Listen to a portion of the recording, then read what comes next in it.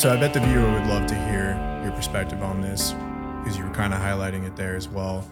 What do you think went wrong that led to the events of the Trump assassination attempt? Or what do you think were some of the key missteps that, maybe isn't getting covered by CNN or Fox News? I think it was what is called a protective intelligence failure. In order to dissect what went wrong with the Trump assassination attempt, you literally have to go back to the Warren Commission on the assassination of President Kennedy in Dallas. Mm-hmm. And that's where the Secret Service learned that the sniper threat exists and that we have to create countermeasures to stop that from occurring. So they create a counter-sniper team. They also create what is called a protective intelligence division. At that time period, it was called a research division. And in every presidential visit, they're supposed to send out what is called a protective intelligence advance agent. And that's typically done from the protective detail or from headquarters.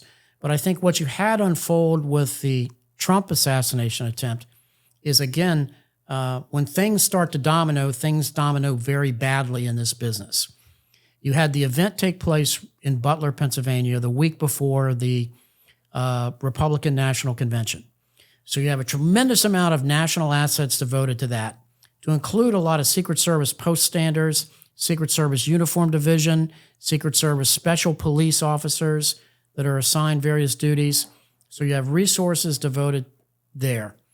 Then, in essence, when you start looking at the actual day of event, you have a presidential campaign that's underway where you have the Secret Service protecting President Biden, Vice President Harris, former President Trump, Hunter Biden, all the formers.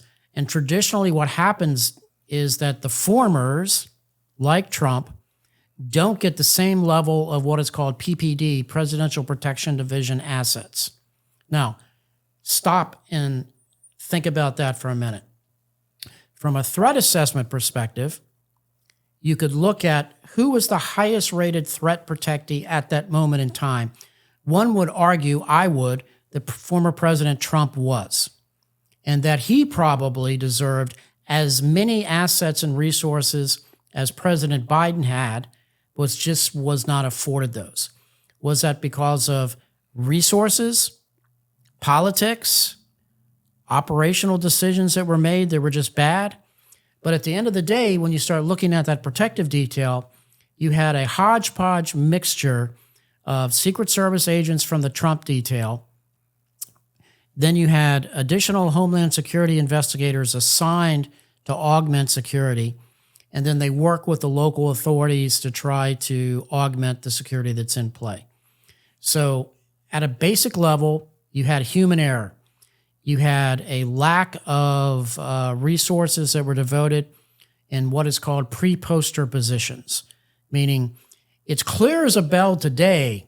Every terrorist attack I've ever investigated is clear as a bell the day after. You and I would have looked at that and said, well, maybe we should have somebody on the roof. Mm-hmm. It doesn't matter unless that shot was taken. And the Secret Service, remember, is moving former President Trump and any protectee in and out of 2 or 3 different locations a day, if not more.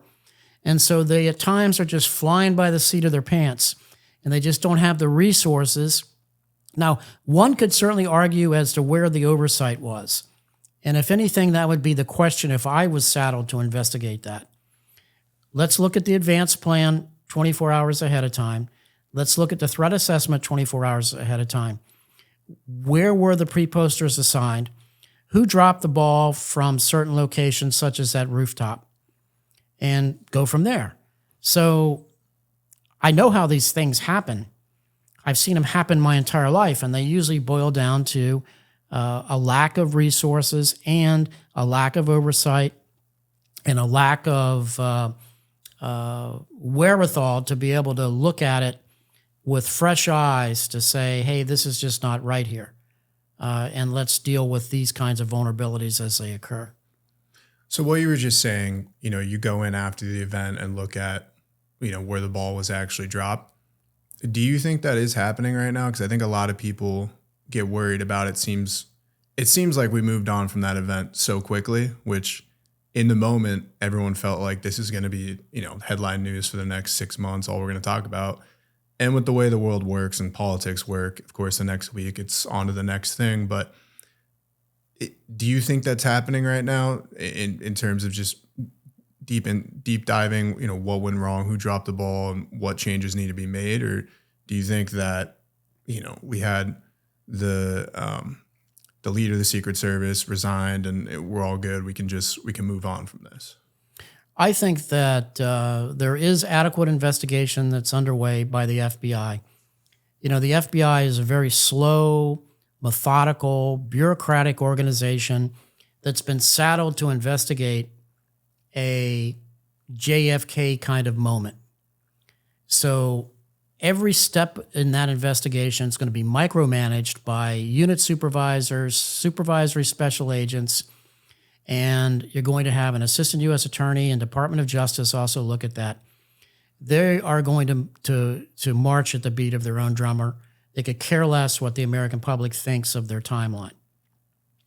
The Secret Service is going to obviously course correct internally from looking at some of the failures that were made.